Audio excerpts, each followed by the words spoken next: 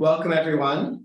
We're delighted to have you here. Let me say, before I forget to say it, that this event is being recorded and will be posted to our website. So think carefully about your questions in the Q&A. They will be immortalized on the internet forever.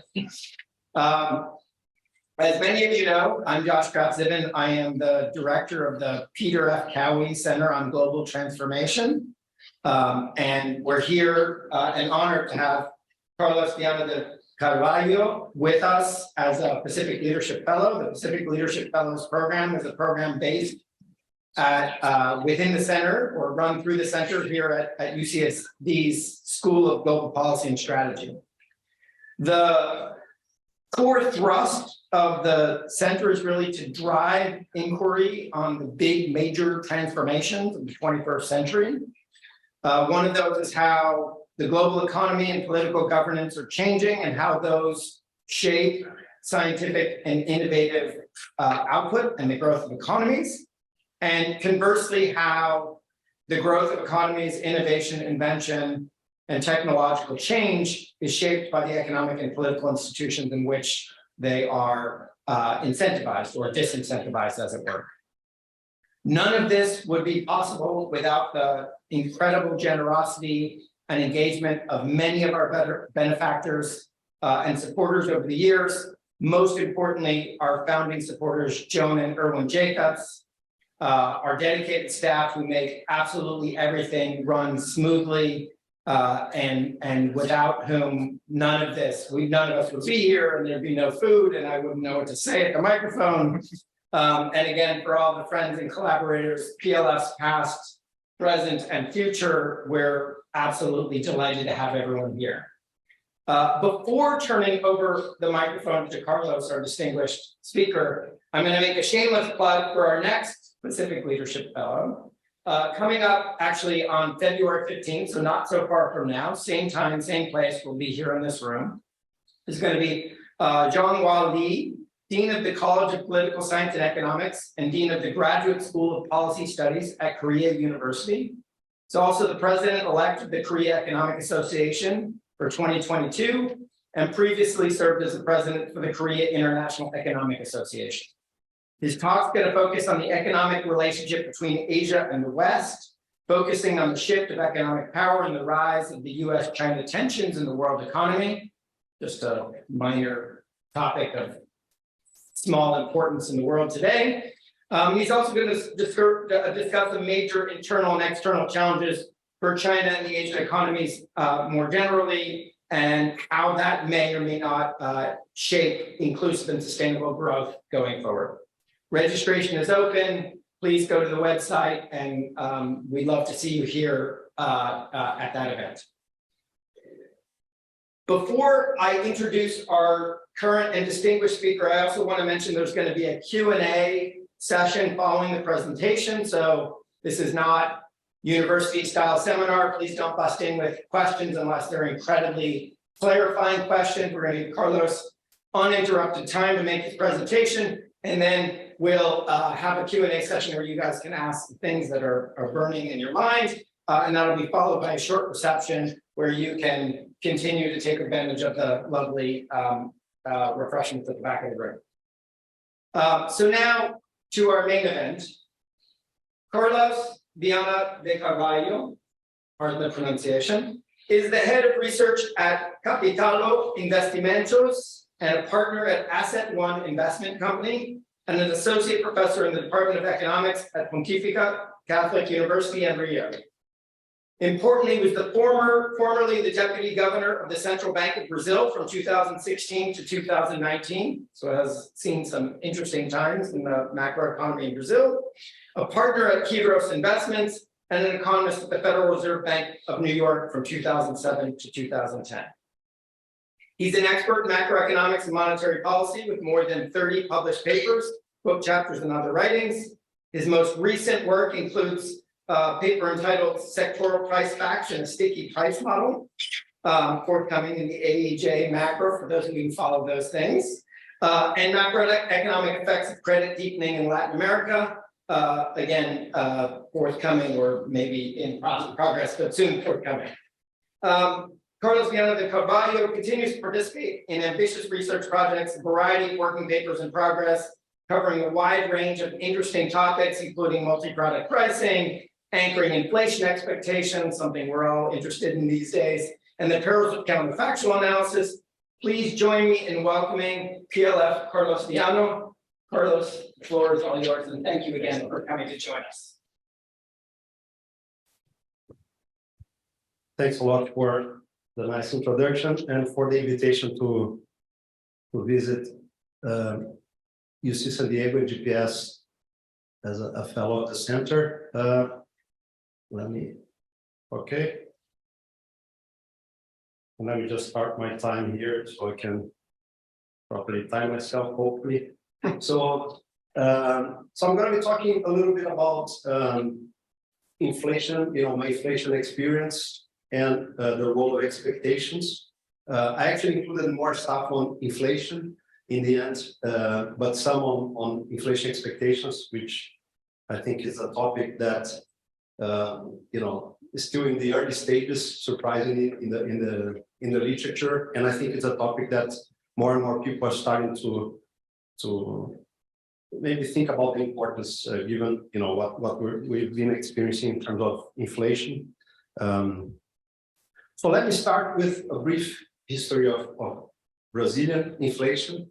So this chart shows CPI, so inflation for consumers, starting in 1980. This is from FRED, the Federal Reserve Bank of St. Louis data sets, great resource for all sorts of data and charts. And you can see that we've had crazy inflation at times, right? In the 80s and until like the mid 90s. So there were a few attempts to bring inflation down over this period. You can see here, a period when inflation was quote unquote low. This is in the 200% range, and then inflation fell. This was due to a price freeze. It was a stabilization attempt in 1986 called the Cruzado Plan, where the government, brought inflation down by just holding prices fixed, and that was very popular. So for electing officials and governors and so forth, but that was not sustainable. Of course, products started to disappear from the shelves. There was a crisis, inflation resumed. There were many other attempts to bring inflation down. You can see that it went to the thousands% at some point. Then it dropped to whatever, I don't remember the level here in the early 90s. That was yet another attempt to bring inflation down, but it failed. So this one involved seizing people's savings and liquidity and assets, and then returning the assets to people 1.5 years later, installments and kind of with a lot of loss of real value. So there were many attempts, and finally, around 94, there was a successful stabilization plan that brought inflation down. And from the chart here, it seems like inflation disappeared in Brazil. That's not quite the case. It has to do with the scale. I'm going to come back to that a bit later. So I want to start with a few anecdotes involving these high inflation episodes. Okay. So here are a couple of figures to illustrate what it felt like to live with very, very high inflation. And I have some memories of those days. So, in supermarket, you would see the guy walking around with this little machine, stamping and changing prices, and people trying to run ahead of him to buy before he would, post a new stick onto the products. It was also common to have this huge, like one-off price adjustments in some regulated prices like gasoline, and they would be announced in the newspaper, not in the newspaper, in the news program at night, and then people would rush to the gas stations to fill their tanks before prices increased. Here's an example. Those are from Twitter. So it was a 60% increase in prices overnight. So people say, okay, I better fill my tank and save a little money before those price increases. And I have two kind of personal memories from those times that I'd like to share briefly with you. One was actually how I became an economist. Okay, so very early on, I don't remember how old I was, very like a kid. My grandmother gave me some money for my birthday, like a bill. And I said, oh, this is great. So I'm going to save this money. I don't know what I want to buy with it. And I put the money inside like a bag. I had to do judo. So I put the money there and forgot about it, right? And life goes on. And then at some point, I said, oh, my grandmother gave me some money. Oh, and I put it there. So I went and I found the money. But that money was completely worthless by the time. I think the currency had changed already. And like, so I came to my mother, like, oh, you know, I have this money. And this money doesn't, you know, it's no good. And what do you mean? Like, you know, I could buy stuff. No. And then she tried to explain. Of course, I didn't understand, but I think that's when I really got interested in kind of this high inflation topics and kind of how the economy works. How come the money that, you know, my grandmother had even had lost value. And another episode was when inflation is very high, one thing you try to do is you spend a lot of time and effort trying to protect your assets in your savings from just being eroded by inflation, right? So that involves sometimes going to the bank multiple times to the branch on the same day to try to figure out what to do and make payments and whatnot. And so I remember my mom being very busy trying to handle the money.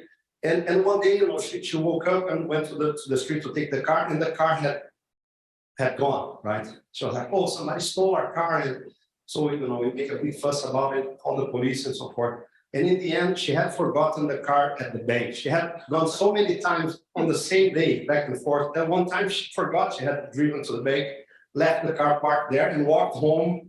And so, you know, she couldn't remember where the car was parked. So this is kind of just a gist of the kind of effects that high inflation can have on your experience in terms of day-to-day. Here are a couple recent anecdotes regarding high inflation, right? So the left one, the one on the left is from a tweet from a few days ago, only, like January 20, and I thought it was pretty amazing. I said, okay, I have to use that to illustrate. So this guy is having coffee in Lebanon. And he had two coffees at different times. So the first was at 10:30 and the second coffee was at 1 p.m. And the price changed. Okay, so the coffee there was pegged to the dollar and the exchange rates. So the lira depreciated while he was having coffee. So he had to pay like two different prices on the same, like you can see the cafe latte here with different, you know, lira prices because the currency had depreciated in that span of just a handful of hours. And the right hand side picture just shows, kind of illustrates how much money you need in Venezuela. This is from 2018 to buy different types of groceries and stuff, right? Like frozen chicken, like just paper towels, and the stacks of money, just illustrating how worthless, you know, the paper money had become after rampant inflation. Of course, here's one more. This is Argentina, recent picture. So, compra hoy más barato que mañana. Buy today, cheaper than tomorrow. And I'm gonna come back to this point in the next few slides. Just going back to that chart, and again alluding to the fact that it seems like inflation disappeared, but that's not what happened, right? Of course, we still have changes in inflation over time that we can't see here. We're going to be able to see in a couple of slides. So I want to talk a little bit about what research has shown about how prices behave in the kind of inflation environment that we sort of experience or were experiencing until recently. Now we're having a bout of higher inflation again, and I'll talk a little bit about that as well. So this is the chart for CPI inflation in the US. Okay, this one starting in the 60s, and you see that after like inflation went up to double digits in the 70s. For quite a long time, inflation was not really a big deal. Of course, it did fluctuate. There were times when inflation hovered a bit above 5% due to gas price increases, commodity shocks, and whatnot. Times when inflation was much lower, and even some deflation again due to drop in oil and gas prices and so forth. But until recently, with the increasing inflation that we experienced with COVID, inflation was kind of stable, fluctuating around 2%, and probably a topic that people didn't really bother to think about, right? So nobody was interested, and that changed when inflation started to go up, mainly 2021, and then people started to sense that and notice that it impacted people's lives, and people started getting interested in inflation. So that's something that the data are going to show, how people sort of tend to ignore or not pay too much attention to inflation when it's low, but then start paying more and more attention when inflation goes up. And usually when it goes up, it also becomes more volatile. So it's also something that's more difficult to track because inflation varies more meaningfully at higher levels. Here's a comparison of Brazil and US inflation in the more recent period, right? So in the original scale, the first chart that I showed you, you couldn't see what was happening to Brazilian inflation because, of course, the scale went up to a few thousand%. But when I put it, since like I think 97 more or less, or 96 is a time period when inflation in Brazil had already gone down after this stabilization, this successful stabilization plan that I talked about in 1994. We've had, a few periods of relatively high inflation. So, for example, inflation was as low as around 2% here at the end of 98, early 99. Then there were, a bunch of developments. There was kind of a crisis around 2002. This was the first election of President Lula. The currency depreciated big time. Inflation went all the way up to close to 20%. So, there have been episodes when inflation has moved meaningfully. And over these more recent periods, not only in Brazil, but in many other countries, we've started to have access to data, more granular data about prices, data about expectations, how people view the inflation process, what they expect inflation to be. And so there's more and more data and more research that allows us to try to understand a bit the inflation process, which is something that's kind of important for policy. I'll talk a little bit more about that. And it's something that we don't understand very well. So inflation is kind of a hard animal to get your hands around and to understand. So here's some data. So I selected a few papers from the literature and tried to select the graph that sort of summarizes those papers, just to give you a sense of the kind of research that people have been doing with granular data and trying to understand inflation dynamics. Okay, so this is the first paper by Etienne Gagnon.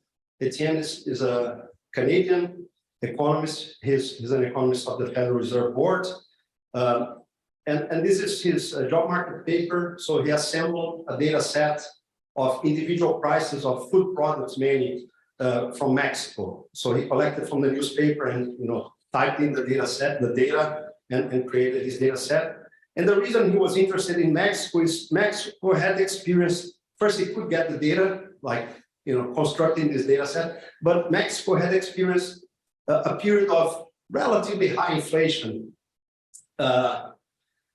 around 94, 95, due to a big devaluation. So there was this Mexican crisis, the peso crisis, right? The big devaluation of the peso, and that, was associated, or I think drove inflation to kind of high levels for more modern, more recent standards.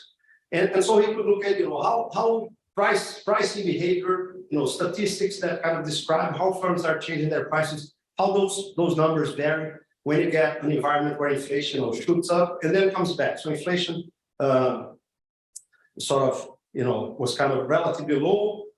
Mexico had a peg, so the currency was kind of linked to the dollar, so that kind of helped bring the monetary discipline from the US into the Mexican economy. So it kind of experienced relatively low inflation. Inflation spiked, annualized, it went all the way above 80%. So this is kind of exaggerates what overall inflation was, because it's not like inflation was 80% for a year or something. It just annualized monthly inflation, so it spiked, and then it reverted back after kind of a short spell and drifted kind of back to relatively low levels over time. But it gave you the opportunity to have a look and see what happens during those periods. And what I could see is that, perhaps not surprisingly, but it was kind of one of the first times that we could see this with a good amount of data and proper methodologies, is firms start changing their prices quite frequently, right? So this kind of relates to an anecdote that I just illustrated, like, the coffee price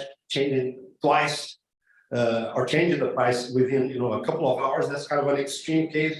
But what more generally, when inflation goes up, you just see firms kind of repricing more frequently, right? When inflation is stable, they don't bother to change their prices all the time. There might be costs associated with that. Maybe customers get annoyed when the prices change of the stuff that they buy. So the firms kind of avoid changing their prices too often. But when inflation goes up, it's kind of very costly to keep our prices constant when the overall level of prices in the economy is going up. So firms start kind of repricing more and more frequently. The figure here on the right-hand side gives you a sense of that relationship between how frequently firms change prices, that the vertical axis, and the level of inflation during this sample period that Etienne collected the data for. So basically, the result that he gets is that there is some range of inflation for which this kind of activity of repricing doesn't really seem to vary much. So there's kind of this range here where the relationship is kind of flat. So you have different levels of inflation, and the kind of the frequency of repricing doesn't seem to vary much. Of course, there's some scarcity of data points around here, so maybe it's a bit of an uncertain conclusion based on the data. But basically, what you get is as inflation goes up, the repricing activity becomes more and more intense and stronger, and that kind of effect is something we learned by looking at this data. There is another paper on a different topic, but they have interesting data that kind of speaks to the same kind of phenomenon. And this is another QJE for those who follow the academic details of journals. So by Fernando Alvarez, Martin Beraja, Martin González Rosado, and Pablo Andrés Neumayer. And they have, amazing data from Argentina.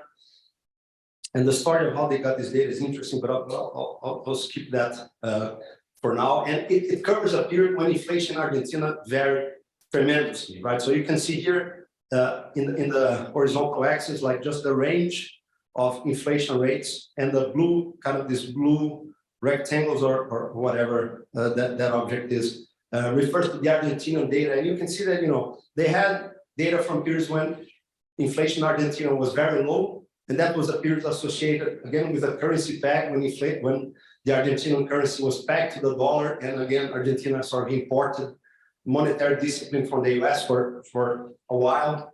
And then at some point, that regime collapsed. The currency depreciated big time. Argentina entered a series of multiple crises, and inflation just went up big time. So they managed to get data from that period. But they also assembled from other papers in the literature, kind of data from other episodes, from other countries where you could see some variation in the range of inflation. And again, they could look at this object here on the vertical axis, which is kind of this repricing activity, or the frequency with which firms are changing the prices of their products and services. And again, you see a similar relationship with what we saw in the previous chart, right? Which is for a range of inflation.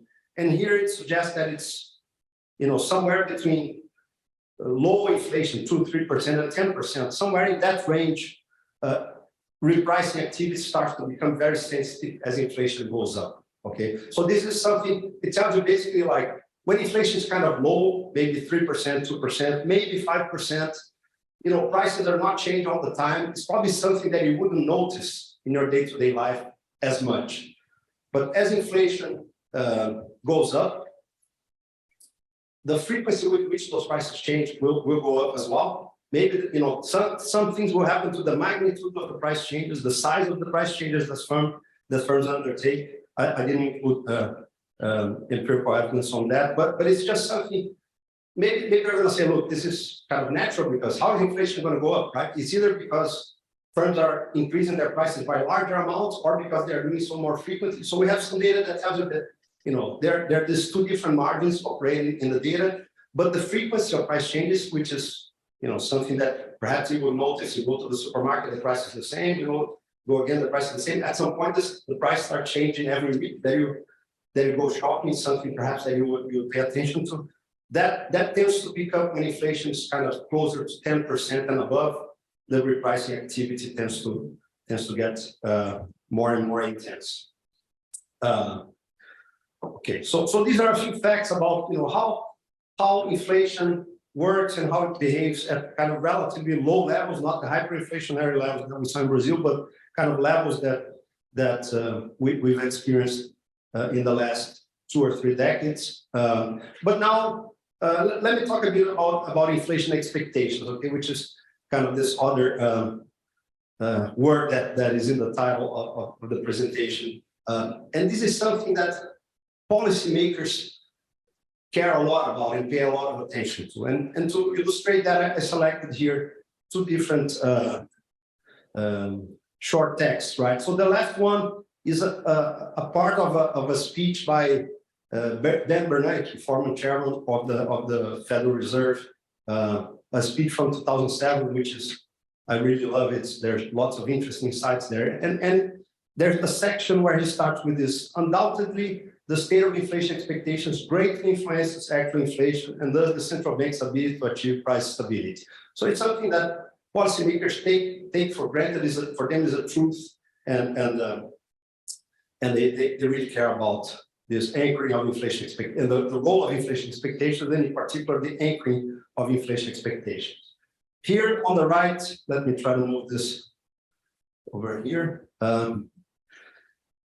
This is kind of a piece by Brookings commenting about the importance, what are inflation expectations, why do they matter? And I selected a small segment here where they talk about a recent Federal Reserve decision when the Fed in its June meeting, or at its June meeting, decided to increase the interest rate by more than people were expecting, right? So markets were expecting the Fed to increase the interest rate by some amount, and they kind of surprised markets and increased interest rate by more than people were anticipating. And here's kind of one of the key motivations for why they did that. And it's precisely because they were concerned that inflation expectations were moving up, okay? So in this press conference after the meeting, Powell highlighted the role of inflation expectations in the Fed's deliberation. And then he said, one of the factors in our deciding to move ahead with 75 basis point increase today, which is this higher than expected, was what we saw in inflation expectations. So some indicators of inflation expectations have risen, and projections for inflation this year have been revised up notably.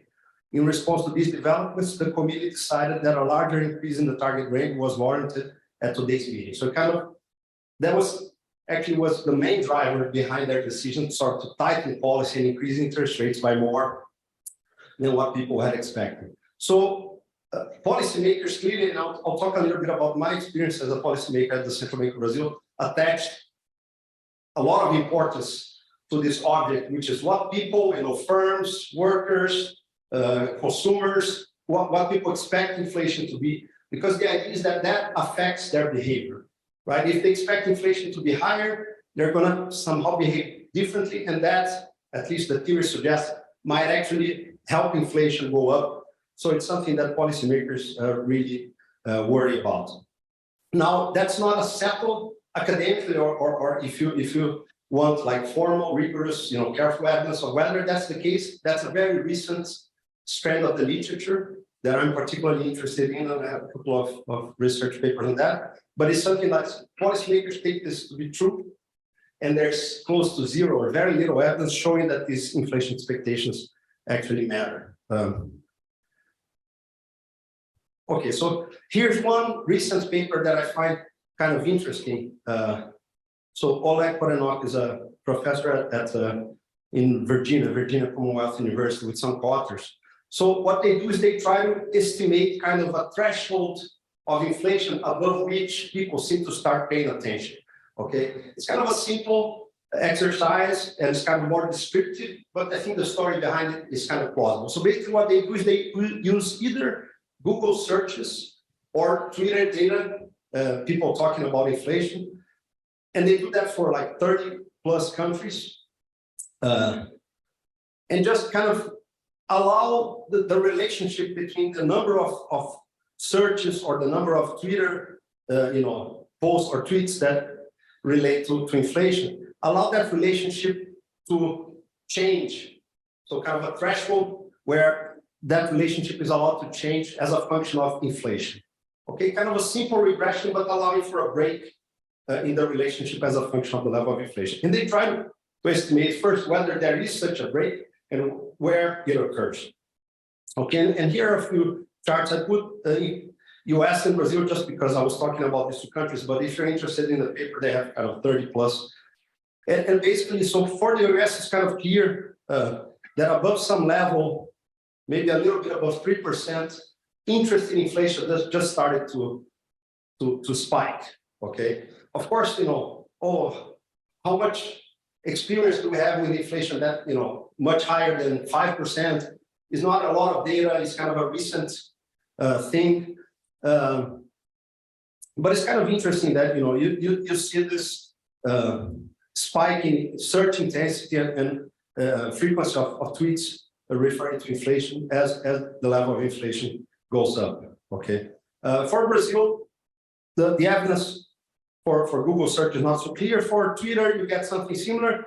Interesting for both, like the level of inflation at which kind of interest picks up is much higher, right? So they have another chart in the paper, which is kind of cool, where they kind of relate the threshold for each country with the level of inflation on average for that country.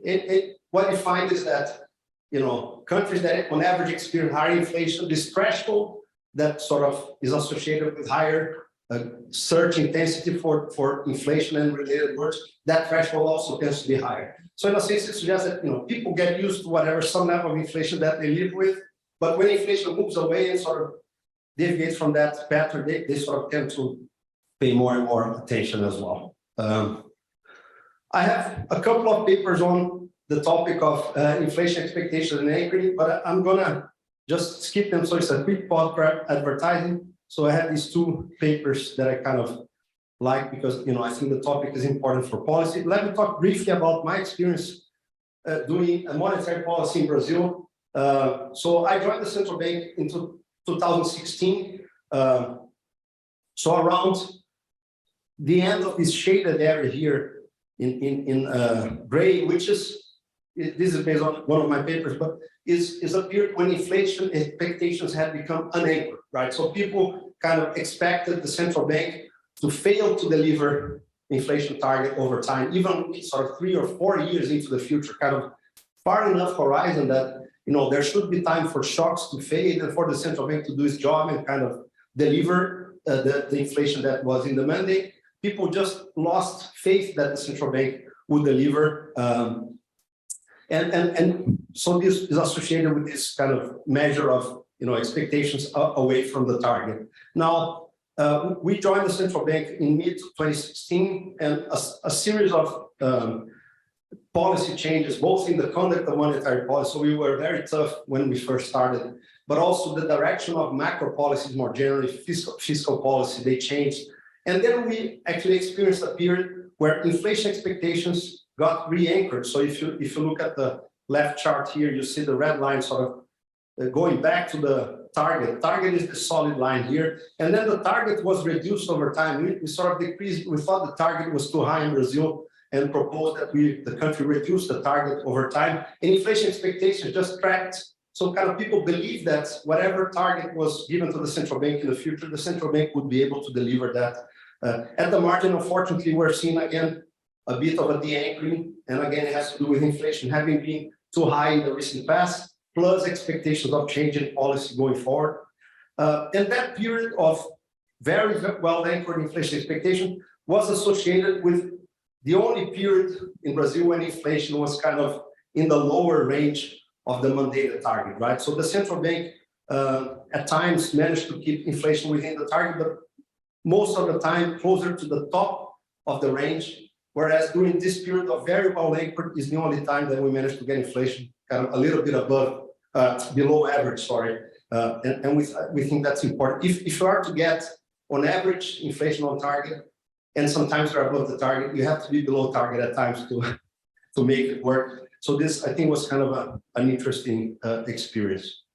Finally, I want to talk briefly, I have just a couple of minutes here left, about pieces of evidence that suggest, that inflation is costly, right? We talk, okay, inflation is maybe a little bit annoying, but why do we bother? Why does it, hurt us, or we feel it hurts us? And is there like, empirical, careful evidence about that? So first, there's this nice paper by Robert Shiller. So Shiller won the Nobel Prize for his work in finance, but he has this nice paper about why people dislike inflation. Okay, this is a survey. He conducted the survey in the US, Germany, and Brazil. Actually, Brazil was a friend of mine that was his student, and he asked him to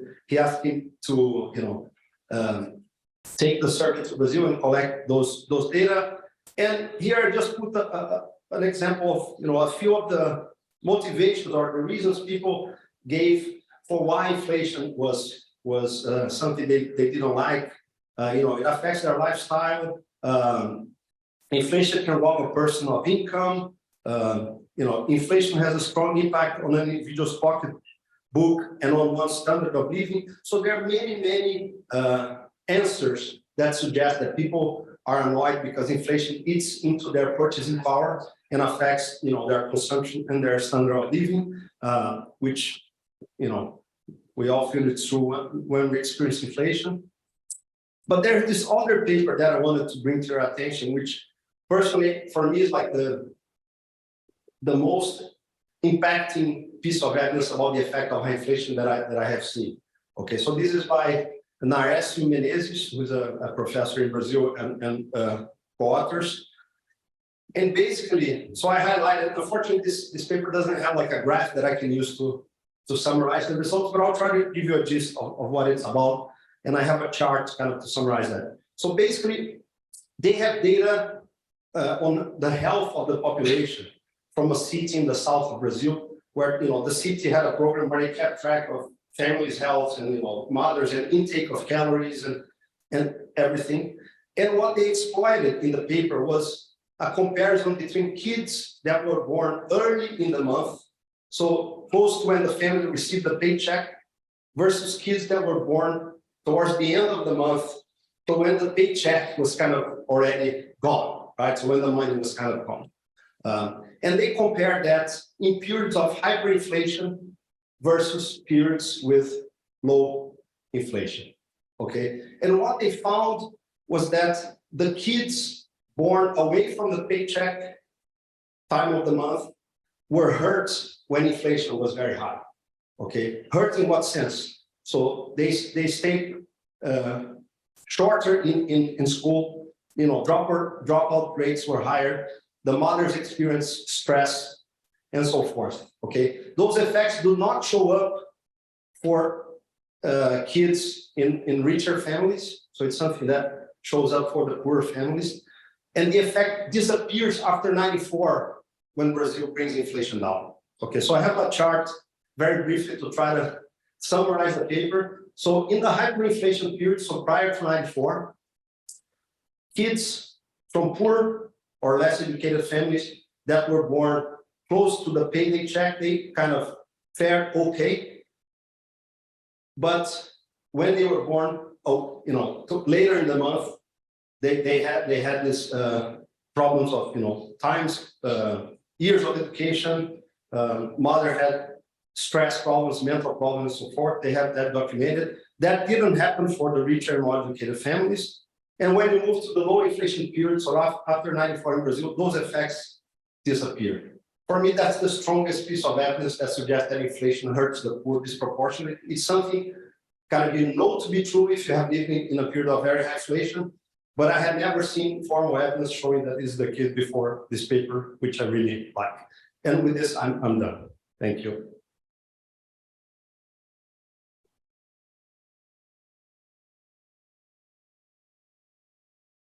Yeah, you're in charge. So, I'm Mark Mundler. I'm very happy that Carlos is here. He's known at Brazil Central Bank just as Viana, and known for his his excellent research. They have memories of him until today. I just sit here with you. Yeah, that's. I'm to lead the Q&A, so I get the privilege to start myself. You talk about fighting inflation. The way to fight it is usually through increased interest rates, and so the Bernanke example. Brazil is also known as a country with extremely high interest rates compared to its developing emerging market peers. And I know when you were at the central bank, a big project was launched into asking how to get the capital markets unclogged and more credit into the economy so that Brazil could enter a faster growth path. So how do you reconcile the two recommendations? So what makes the interest rates so problematic? So great question. It's something like Brazilian macroeconomists we've thought about forever. And the short answer is we don't really know. Okay, but there are some conjectures or hints of things that distortions and features of the country that might explain why we have such high interest rates. And how do you sense that you sort of need those high interest rates, right? I think the thermometer is by looking at inflation, right? Some people say like, oh, the interest rates were too high during that period. I said, look, the central bank was trying to have inflation on target. Did it manage to deliver inflation on target on average over time? If it did, I think the interest rates were appropriate. If it overdid it and inflation was too low, maybe interest rates were too high. But if it didn't manage to deliver inflation on average on target, our inflation interest rates, are not too high in that sense. They are high on a kind of international comparison, but I think the country has its idiosyncrasies and specificities that maybe require high interest rates. Now, what could be those features that or channels or mechanisms that kind of explain why Brazil sort of has average or structural interest rates that are higher than other countries? Again, we don't know the answers. Kind of for Brazilians are like $1 trillion question, but we can speculate on a few reasons, right? One is kind of risk. Fiscal policy has oftentimes gone kind of out of control and increases in public debt, something that in some other countries may not have required high interest rates because people don't really fear holding that issue by the government. For example, here in the US, I think debt to GDP is close to 130%, and nobody's worried that that they're not going to receive their money back or that inflation is going to go out of control to make that manageable. Whereas in Brazil, that's kind of one concern. And related to the point you raised, just to connect to the effort to kind of spur credit markets. In Brazil, historically, a lot of credit was extended at subsidized rates that were insensitive or little sensitive to monetary policy. Okay, so those were rates for specific sectors, either through the development bank or credit to agriculture or credit to housing, that were done through arrangements that made it very little sensitive or completely insensitive to monetary policy. So it's kind of, there are chunks of the economy that the central bank doesn't really have much bite by changing the interest rates because they have access to these subsidized credits at low rates and kind of is sensitive to policy. And so maybe one intuition is that the central bank has to overdo it because it needs to cool down like the rest of the economy. There's a part which is not very sensitive, so that kind of tends to create volatility at least, and maybe on average it creates like a risk premium. And so coincidentally or not, when we managed to reform these earmark credit, these subsidized credit rates, that coincided with the period I showed you where inflation was low, interest rates were, was the historical low at that time. They went further down after COVID. But prior to COVID, we had like the lowest ever interest rates, lowest ever inflation, credit markets were booming, and this subsidized credit was being replaced by bond market issuance, even for very long terms, at reasonable rates. So for me, it suggests that many of the problems have to do with distortions induced by policy, trying to protect sectors, people that have powerful lobbies, they manage to secure, like subsidies and so forth, and that ends up having detrimental effects in the aggregate. That's kind of my explanation, but it's very hard to establish that with rigor, right? I cannot tell you a paper that shows causality of any of this, unfortunately. But that's one thing, just very good comment. That for me was kind of an interesting experience as well, right? I still consider myself an academic, and certainly before going to the central bank, I was full-time in academia. But when you get there, you have to do policy. A lot of things you have to decide with no good evidence of how things, what are the channels and what causes what. You just have to work with your judgment. And there's a lot of uncertainty because of that. It's also fascinating, right? You have to, if you make the right call, the rewards are high, you make good policy, you help a lot of people. But it's something that, especially early on, makes you a bit anxious, right? To say like, what's the guidance? What causes what should I do? And you just have to make your best guess and do it. Yeah, Carlos, I'm David Moreira. I'm the professor here at GPS. I'd like to ask actually to listen you a little bit more about inflation expectation and ask you about what are the main drivers of inflation expectations and if these drivers change when we compare, for example, US economy and Brazilian economy. Oh, very good. So this is something I think we're starting to learn more and more, how expectations are formed, what drives them. So one thing that the literature has shown is that people's experiences, so the kind of inflation they see in their day-to-day lives shapes the way they think about inflation expectations meaningfully, right? So from things like, the prices that are more salient in your day-to-day life, like gas prices, food prices, they affect the reported expectations and how people answer those surveys about expectations. Moves quite a bit with gas prices and food prices. So people seem to maybe, take the part for the whole and kind of extrapolate and get influenced by these salient prices. There's also some research that shows that, people's experience when they grew up and the kind of inflationary environment that they experienced, how that shapes their behavior later in life, like kind of life cycle consideration. So I think a lot of it, the literature so far suggests that a lot of it has to do with experiencing and extrapolation of what people see, okay? Which brings challenges to the table. If then you conclude that those expectations actually affect behavior, that creates challenges because then the expectations that shape behavior are going to be affected by, for example, these very volatile prices and so that could have important implications for how central banks think about the importance of gas prices and food prices, which is something that theory suggests you shouldn't pay too much attention to because they are very volatile and they go up and down and so forth. But if there's a risk that those movements de-anchor inflation expectations, then you have to worry about them. But it's something like, and one of the reasons I'm kind of interested in the topic, I think is a important topic for monetary policy making. That's kind of reflected in the statements that I presented by Bernanke and Jay Powell. And we know very little about this, right? So it's something that I think it's a research has taken off in the last few years, maybe 10 years or so, but still really deep understanding of how expectations are formed and whether they matter or not. That's something that we still know very little about. What role what role does monopolies play in this whole issue of inflation? And has there been a failure to control these monopolies or tax them so that and redistribute whatever they're making back to the people that are paying them in the first place?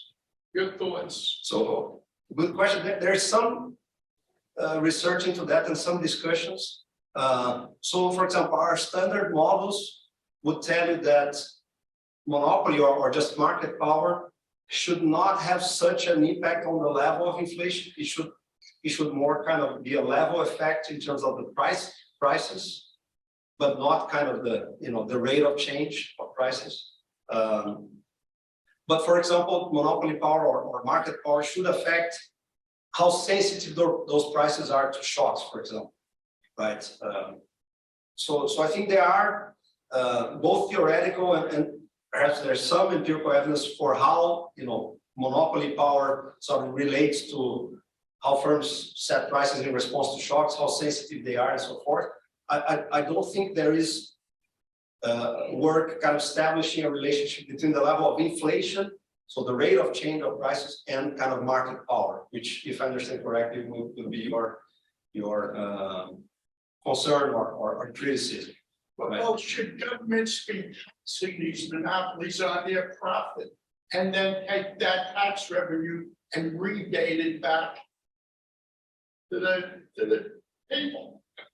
So Your thoughts? no, I think if there is market power that is is being used to kind of extract excessive profits in some sense, I think there's room for regulation, maybe taxing or just regulating and preventing them from charging such high prices to begin with, right? But maybe taxation would be a way to kind of counter the detrimental effects of market power. I think that so at the central bank, for example, one big concern we had, not related to monetary policy, but related to competition in credit markets, right? So Mark alluded to this effort to kind of stimulate capital markets and so forth. We had the view that credit in Brazil is very expensive. Okay, so interest rates are kind of high, deposit rates, but credit is kind of another level of rates on top of just kind of the central bank rate. And so one big effort is kind of trying to understand why is credit so costly in Brazil, right? And we think there are multiple determinants, lack of guarantees, low recovery rates. If there's a default, the bank or whoever extended credit has a hard time recovering any value from the loans, taxes and so forth. But one we thought was low competition. So we thought it was important to have more competition in the banking sector because that would help drive the cost of credit lower. We don't think that was kind of a silver bullet. A lot of people tended to think that it's all about monopoly in Brazil. There are just 3 big banks and they are we thought that was an important factor. We didn't think it was a silver bullet, but we made a big effort, stimulating competition, allowing fintechs, kind of trying to change supervision and regulation to have proportionality, so kind of lower the burden on institutions that weren't systemically important, to give them more room to breathe and kind of become more dynamic. So just to illustrate kind of actions that we took in terms of policy to try to foster competition and lower rates. So I'm all in favor for more competition for sure. Okay. Yeah. Whoever wants to. I'm Gordon. I'm a master's student here in international affairs. I just want to say thank you, Carlos, for being here. My question for you is I read recently consideration of a common currency between Brazil and Argentina. I was just wondering if you could comment on that and the potential of and perhaps a common currency in South America. Just your take on that, and it's Okay. Well, thanks. I think it's a crazy idea to be frank and very upfront. Just so I think the discussion is not about like a common or single currency in the sense of the euro. There was a lot of noise in the communication regarding what they are thinking about. But let me just talk about it. If it were about like having a single currency, I think it's a completely crazy idea. Most of the countries in the region don't have like the fundamentals, the fiscal discipline, and to control their own inflation. Brazil, we have our own problems. I would say that at the margin, we are doing relatively well in the region. And I think it would be very bad to kind of try to merge with countries that have worse fundamentals, many of them, not all of them, but many of them. So that would be a terrible idea. But what is being discussed is not kind of unifying the currencies. So there was a lot of noise in the communication, and the press kind of just reverberated or resonated that noise. They're really talking about kind of just a unit of account So, and in a way, it's kind of a narrative to kind of pretend that they are doing trade without the US dollar. They're kind of, importers are paying in their local currency, their domestic currency, and exporters are receiving in their domestic currency. But in the middle, you're going to have central banks settling the transactions in dollars, right? Nobody's going to hold Argentina pesos in Brazil, and nobody in Argentina is going to hold Brazilian reais. There's no demand for those types of currencies, right? So in the end, it's going to be some reference currency there's an exchange rate to the Brazilian real and there's an exchange rate to the peso, and those exchange rates vary with the dollar all the time. So in the end, you're really settling transactions in dollars and kind of pretending to do trade in your domestic currency. That's how I see what they're actually trying to accomplish. There was such a system already, and it already exists actually. It doesn't have this unit of accounts or this kind of reference currency that they're talking about now. It was really, importers paying in pesos, let's say Brazilian exporters receiving reais, and you had the central bank settling in dollars, exchange reserves at the Federal Reserve Bank of New York, for example. So like the firms would have the sense that they did not use dollars. So, I paid in pesos. I didn't have to go to the bank and exchange for dollars. So I use pesos. And the exporter said, oh, I received in reais. I didn't have to, get dollars and go to the bank and sell them. But in the middle, you have transactions being in dollars and the central banks taking care of that. The system fell apart because of credit risk. So some of the countries started defaulting on their obligations. And then, the whole system kind of came to a halt. Brazil lost money. There was a fund to guarantee those proceeds. So the central bank was made whole, but Treasury had to pay for defaults that other countries did, right? So in the end, I think there's no magic, right? For the region, we have to pursue sound policies, and there's no kind of trick that will, make us free of the role of the US dollar or anything like that. Finally, you have waited long. I had a question about frequency of pricing Okay. and expectation, because nowadays, like a lot of commodities or services have really high frequency of pricing. I go to the supermarket and they can decide by an algorithm each day what will the price, sometimes in each hours, right? How do you think it's connected to each other? Connecting what's it, like the level of inflation with this? Yes, because all the studies were like 90s to wouldn't have the technology. Yeah, so for the technology. So I think that's a good question. For example, one of the theories that people think about why prices don't change all the time has to do with costs. But if we think about those kind of technologies, and now many of the prices, they are actually not kind of written there, but they're kind of, digitally. Yes. So in principle, like just the technology for changing prices, the cost has gone down dramatically. And there's some work trying to look at whether the frequency of price changes has been going up over time, precisely because, firms have more information, they use algorithms, and the cost has gone down. There may be some evidence of that, but there's still, for example, you can look at more recent micro data, you still see those prices not changing all the time when inflation is kind of low, right? So I think there are other features. For example, there's evidence that customers kind of don't like prices changing too much, specifically also, of course, when they go up, right? If its prices going down, people are probably happy about it. But there are kind of surveys that say, people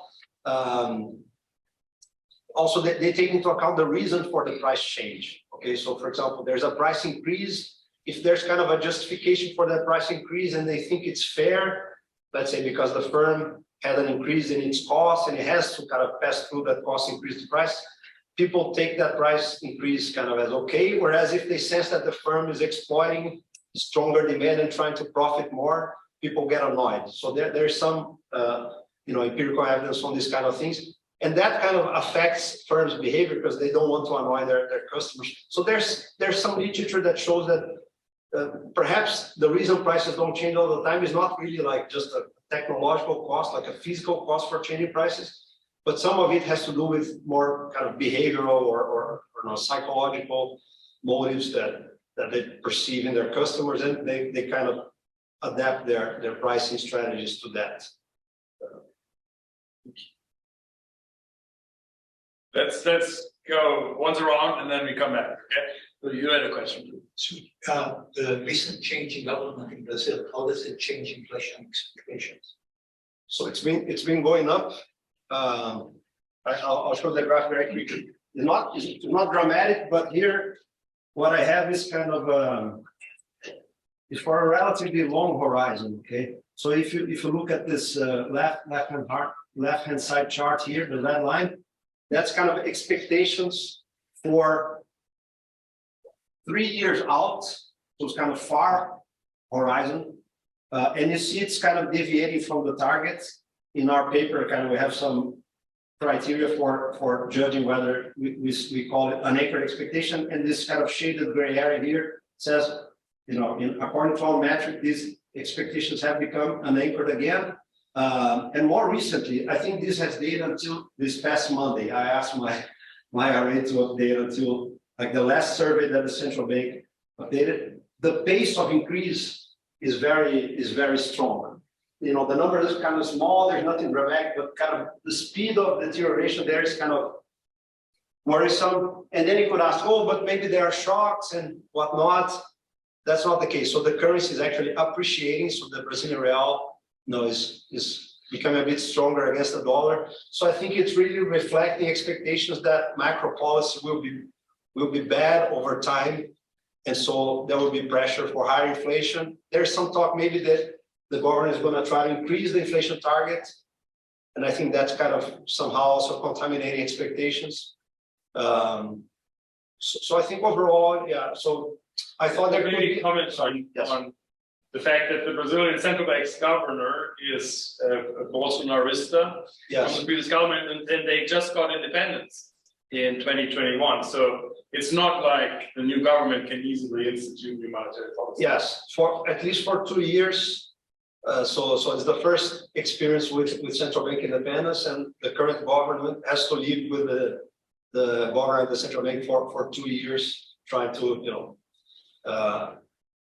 that I think that's an important thing. And so the central bank has one vote. The way the target is determined in Brazil, there's kind of it's called National Monetary Council. It's a council with 3 members. So it's the Minister of Finance, Minister of Planning, and the governor of the central bank. Each one has one vote, and they decide on the targets.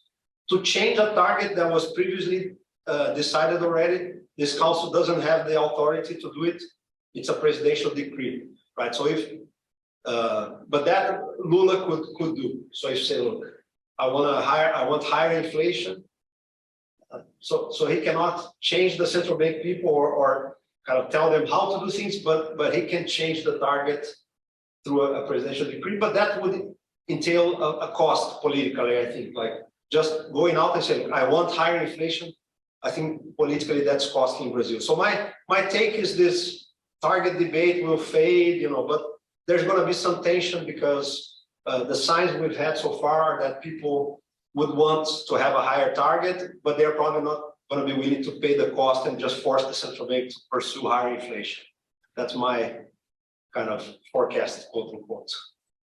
For manufactured products, would it make sense for a country to say, look, in terms of holding inflation, controlling inflation, to tell the manufacturer we want it made in the country,